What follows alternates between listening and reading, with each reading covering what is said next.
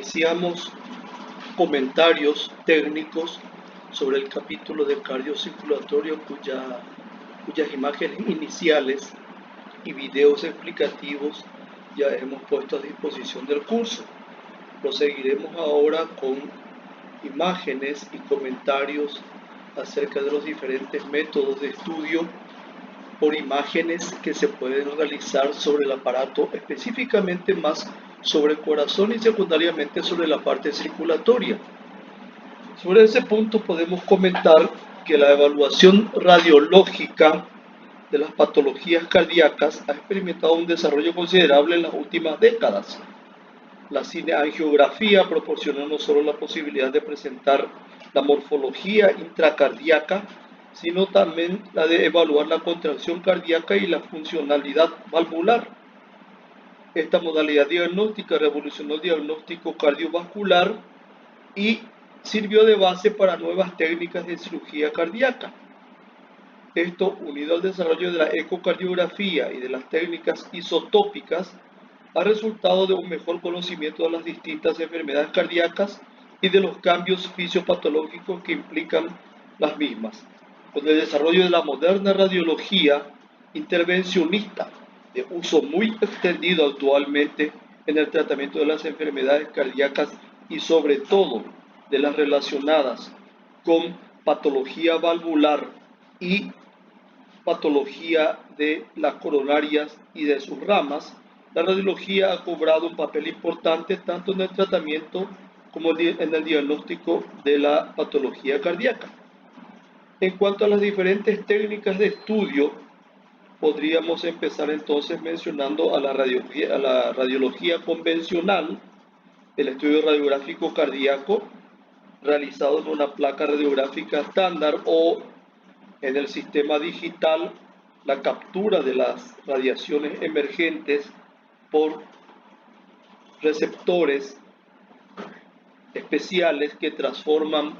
esa dosis, digamos así, de radiología emergente en imágenes a través de un procesamiento por computadora,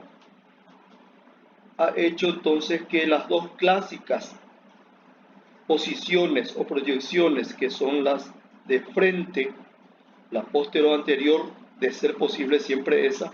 ocasionalmente la antero-posterior y la otra lateral. Las oblicuas no aportan precisamente mucha información adicional sobre la parte cardíaca. La placa frontal, tomada en inspiración completa, debe realizarse también con ciertos detalles en cuanto a la distancia que debe existir entre la fuente emisora de las radiaciones, el tubo de rayos X, y el lugar a donde va a ser recepcionada la radiación emergente, que puede ser o una placa radiográfica o una serie de receptores de imágenes, que son las que actualmente utilizan las modalidades radiológicas llamadas digitales. La distancia es un factor fundamental, decíamos, entre la fuente emisora y la parte en donde se va a recepcionar las radiaciones emergentes. ¿Por qué? Porque es inevitable que apenas el flujo, digamos así, de radiaciones X emitidas por el tubo de rayos y que buscan su salida a través de la ventana del mismo, por más de que pasen a través de un mecanismo de, digamos, de evitar la llegada a los receptores de imágenes o a las placas de las radiaciones muy divergentes, esta divergencia, a medida que se alejan de la fuente a donde se originaron, esta divergencia de la radiación ionizante X es inevitable y podría entonces alterar detalles específicamente no solamente morfológicos, sino más que nada dimensionales de la silueta cardíaca. Así que para evitar que estas radiaciones que buscan rápidamente diverger y perderse, digamos, en los laterales del haz principal de radiación X, permite entonces que solamente aquella parte de las radiaciones útiles van a llegar al objetivo, que sería en este caso la región torácica de la persona, y grabar la imagen con las radiaciones emergentes, aquellas que logran atravesar el obstáculo que significa la presencia del cuerpo de la persona, y las densidades diferentes del contenido, específicamente en este caso no solamente mediastinal, que es lo que en este caso parecería importar más, sino de todo el territorio pulmonar. De esa manera entonces se tiene que prácticamente a una distancia de 1,80 m o 2 metros entre el tubo de rayos y el receptor de imagen o la película radiográfica, va a ser la que va a evitar que esas radiaciones divergentes lleguen a destino y puedan distorsionar los detalles morfológicos y dimensionales cardíacos. Además de eso, se refuerza todavía más el hecho de evitar que estas radiaciones divergentes lleguen a destino con la grilla o pantalla de filtración de las radiaciones divergentes, y de esa manera entonces prácticamente poder asegurar que las radiaciones que llegan a destino, vamos a decir así, son aquellas que tienen todavía un trayecto en trazos paralelos, no divergentes, o por lo menos no tan marcadamente divergentes, de manera que puedan garantizar que la morfología observada y las dimensiones de la morfología específicamente de la cardíaca y del resto de las estructuras torácicas en cuanto al eje transverso torácico y su relación con el eje transverso cardíaco, se puedan establecer entonces parámetros aproximados relacionados con las dimensiones de la silueta central. El hecho, como mencionamos al principio, de que, de ser posible, la imagen frontal debe obtenerse en posición póstero anterior, es decir, con la parte frontal torácica de la persona apoyada sobre la fuente en la que va a ir a grabarse la imagen, y permitir entonces que la radiación ionizante incida, llegue al cuerpo de la persona por la cara posterior o dorsal del tronco. De esta manera entonces tendremos también un acercamiento y una precisión mayor aún, por el hecho de que aquello, decíamos, como una regla básica de radiología, aquello que queremos representar en forma y en dimensiones lo más cercanas o casi similares a las que tiene la estructura que en ese momento queremos graficar, vamos a ver entonces que el corazón sabemos que se encuentra inmediatamente por detrás de la cara posterior del esternón, de los cartílagos costales, y con una pequeña lengüeta pulmonar que no interfiere con la obtención de la imagen, que por los lados derecho e izquierdo se anteponen un poquitito a la parte centrolateral, digamos así, torácica. De esa manera tendríamos entonces que el objeto de estudio y aquello que sí requiere mediciones a veces bastante precisas, que sería la silueta cardíaca y la medición de algunos de los grandes vasos que llegan o que salen del corazón, estarían muy cercanas a sus dimensiones y formas reales por ese acercamiento entre estas estructuras y el lugar a donde van a quedar graficadas las imágenes. Si vamos por la incidencia antero-posterior, que ocasionalmente también se utiliza cuando el paciente no puede, digamos, prestarse a adoptar una posición postero-anterior adecuada, pues tendríamos entonces que el corazón, siempre manteniendo su relación inmediatamente posterior al esternón y a los cartílagos costales, sin embargo, en su totalidad se encuentra bastante alejada de la pared torácica posterior, de la espalda de la persona. Y obviamente que atrás de la espalda de la persona estarían los receptores. Eso hace entonces que esa mínima divergencia que aún persiste en el haz o en el flujo de radiaciones ionizantes X se acentúe y distorsione la forma y las dimensiones cardíacas, y la medición entonces ya no ofrece ninguna seguridad de que resulte útil. En la incidencia lateral prácticamente no obtenemos mayores datos, salvo lo que ya se usaba y dejó de usarse hace bastante tiempo ya, que es la ingestión de un trago de sulfato de bario por el paciente, y en el momento en que este transcurre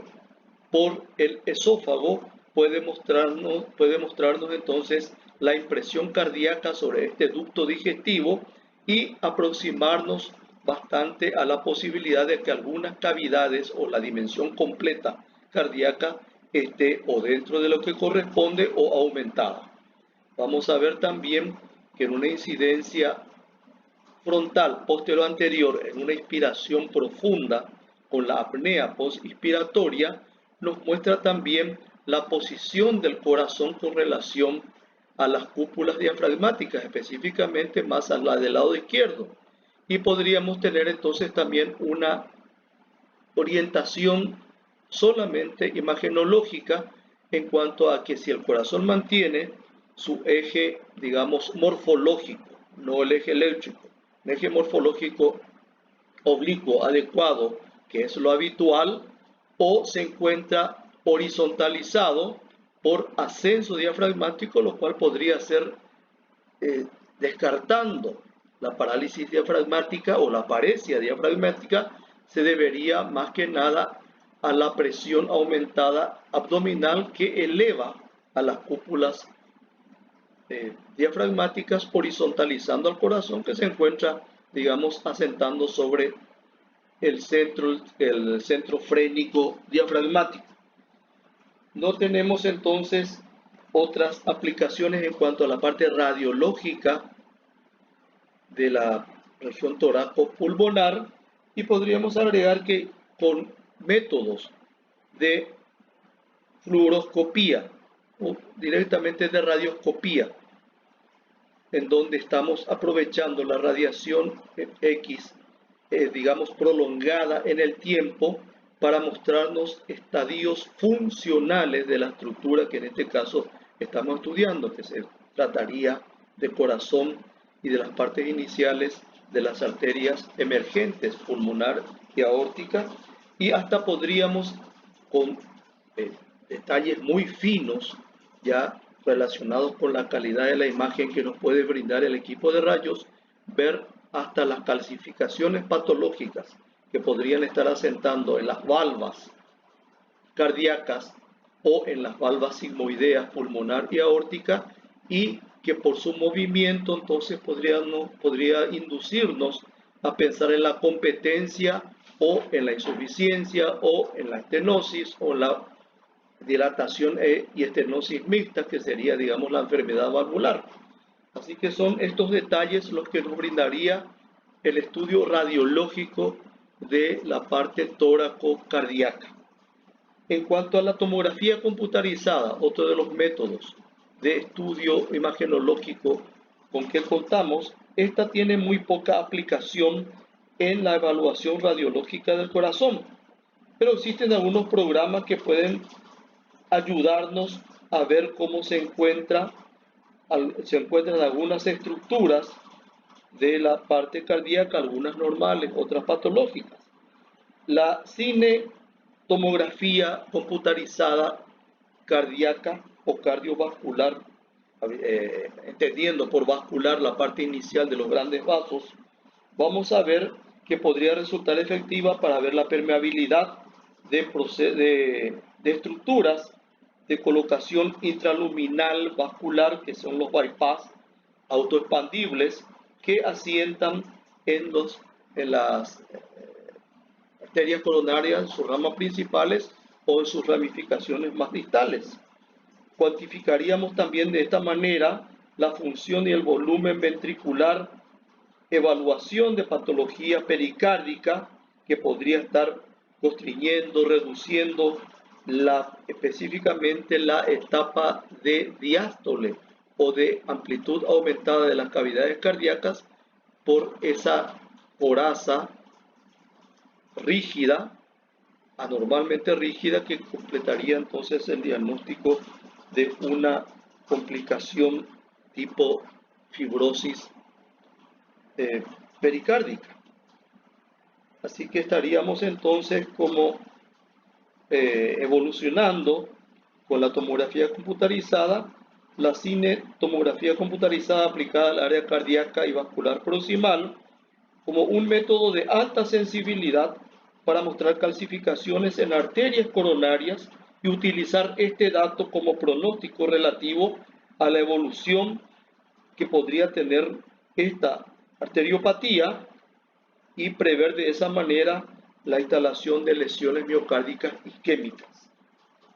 La resonancia magnética, otro de los métodos de estudio que tenemos, se utiliza para el diagnóstico de algunos tipos específicos de cardiopatía.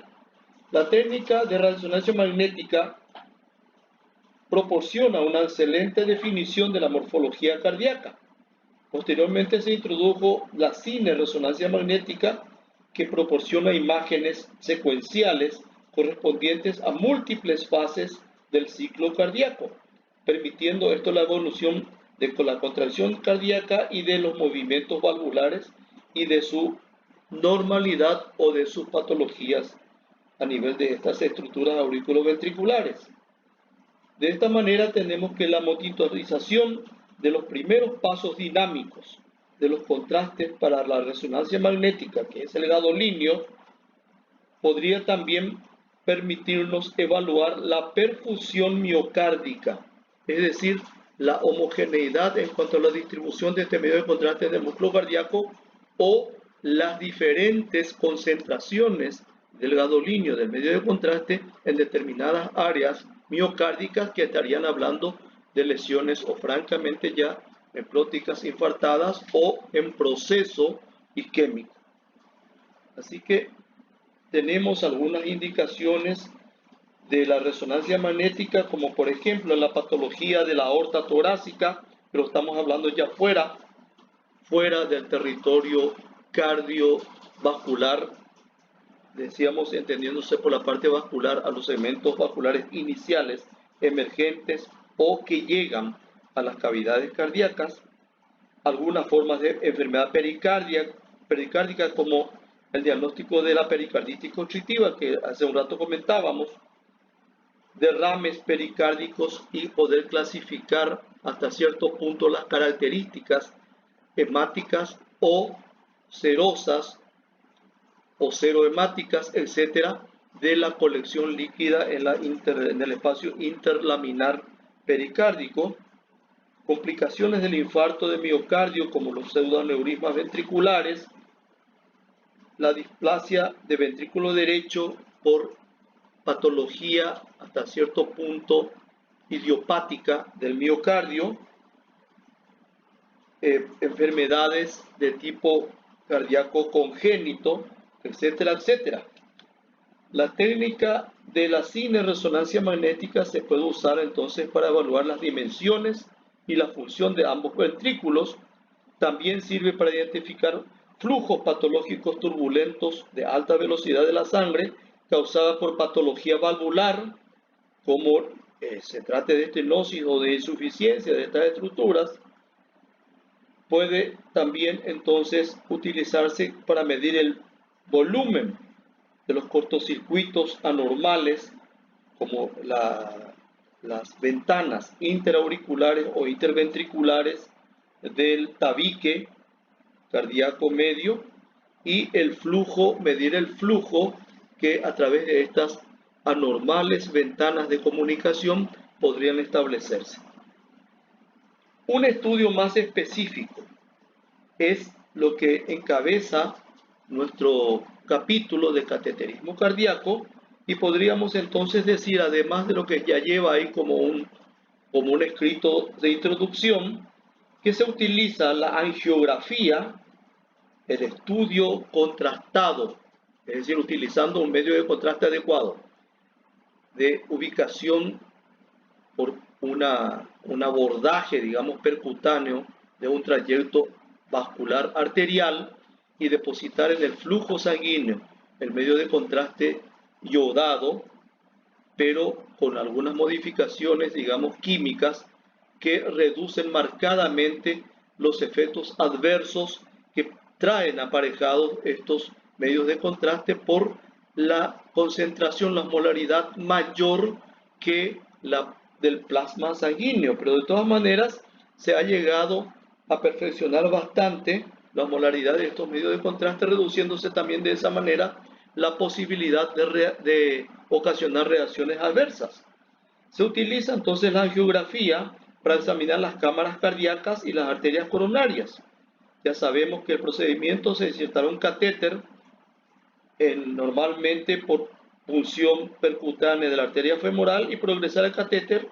directamente a través de la aorta, ilíaca aorta, hasta la cavidad ventricular izquierda y ahí depositar inicialmente un volumen adecuado de medio de contraste y teniendo en cuenta que la frecuencia cardíaca y la fuerza de contracción ventricular son bastante pronunciadas, deberíamos entonces tener un sistema de obtención de imágenes con una secuencia bastante rápida y también medir un poquitito el volumen que vamos a inyectar. Sabemos que en un corazón sano el volumen promedio pulsado con cada sístole es de 70 centímetros cúbicos, pero como ya contamos con la presencia de sangre en la cavidad ventricular, deberíamos reducir el volumen del contraste inyectado a más o menos 45 mililitros, inyectado obviamente a una presión alta, sabiendo que es una cavidad cardíaca de alta presión, y a una velocidad adecuada más o menos de 15 a 25 mililitros o centímetros cúbicos por segundo. Obviamente todo esto tenido por un sistema de bomba de inyección automática. De esta manera podríamos entonces ver cómo está el interior cardíaco, cómo están los músculos papilares, visualizar hasta cierto punto las partes, digamos, de defectos de relleno que podrían corresponder a las fibras que retienen y manejan a las valvas ventriculares, las cuerdas tendinosas, y también podríamos estar viendo digamos, la integridad funcional y anatómica de estas válvulas o sus patologías en cuanto a dilatación o en cuanto a estrechez. También podemos medir en una segunda etapa, digamos, retroceder el catéter hasta la aurícula de manera a ver un poquitito la fuerza de contracción y de vaciado normal o dificultoso que pueda tener la aurícula y el residuo que pueda estar reteniéndose ahí, impidiendo cada vez más que el volumen aportado por los vasos aferentes a la aurícula izquierda, que serían las venas pulmonares, puedan vaciar todo su volumen sanguíneo. Y obviamente que si eso no ocurre, tendríamos una rémora circulatoria pulmonar que va a ir en progresión y puede desencadenar hasta un edema pulmonar. Así que vamos a ver que cuando tenemos el estudio cardíaco en sí, podemos cambiar o debemos cambiar el tipo de catéter a ser utilizado por el que recién teníamos, que es un catéter de extremo multiperforado para facilitar la salida, digamos, de un volumen respetable y a mucha presión de la sangre dentro de las cavidades cardíacas, por otro tipo de catéter de un orificio, digamos, terminal y de una configuración adecuada de su extremo distal, para poder cateterizar de manera selectiva los ostiums de nacimiento de las dos arterias coronarias derecha e izquierda. Se han, digamos, diseñado catéteres adecuados para cada uno de los lados de manera a facilitar, por la posición suprasigmoidea inmediata que tienen estos ostiums, la posibilidad, decíamos, de facilitar el cateterismo de una y de otra coronaria. Ahora bien, en ese momento los cuidados tienen que ser extremos. ¿Por qué? Porque cargar un volumen de un cuerpo extraño, llamémoslo así, al medio de contraste, a las coronarias podría desencadenar reflejos espasmódicos que si prosiguen o digo, si progresan o persisten en tiempo, podrían llevar a una isquemia o difusa en el territorio correspondiente a una u otra arteria coronaria. Así que el tipo de contraste aquí cuenta mucho, la monitorización del procedimiento tiene mucho que ver acá, la presencia o el conocimiento de cualquier medida de emergencia que deba aplicarse ante la posible potencial aparición de una reacción adversa, etcétera, tienen que estar, digamos, en una alerta del 100%. Acá vamos a inyectar un volumen, digamos, reducido, más o menos entre 5 a 7, 8 quizás centímetros cúbicos del medio de contraste y a una presión escasa, de manera que sea una inyección, digamos, una presencia que dure cierto tiempo en el trayecto coronario y nos permita ir mapeando y recorriendo con las oblicuidades adecuadas del cuerpo de la persona en estudio o de nuestra fuente emisora de rayos X y de la pantalla receptora de imágenes para ir recorriendo y con la menor distensión posible de las ramificaciones más finas distales de cada una de las coronarias. Así que para eso vamos a tener entonces que llevar en cuenta que así como se obtienen estas imágenes secuenciales rápidas, debemos también tener las gráficas o las modalidades de graficación adecuadas para cada caso. Esto sería lo relacionado a un comentario rápido en cuanto al cateterismo cardíaco y coronariografía. Son dos estudios que se realizan en simultáneo, aprovechando la punción percutánea que decíamos habitual y normalmente ejercida sobre la parte de la ingle para punzar la arteria femoral común.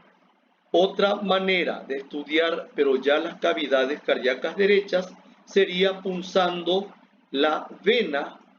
ilíaca que se encuentra inmediatamente, o femoral, perdón, no ilíaca, femoral, que se encuentra inmediatamente adherida, digamos, vecina a la arteria femoral común y algo por dentro, es decir, hacia la línea medio sagital corporal del paciente, inmediatamente pegada, digamos así, hablando en términos paraguayos, pegada al lugar a donde está pulsando la arteria femoral, buscar la punción percutánea de la vena femoral por ese lado. Entonces entraríamos en la cava inferior con el catéter y podríamos estudiar de la misma forma como recién describimos el estudio de las cavidades cardíacas y más que nada la posibilidad también de recurrir a estudio de la circulación pulmonar.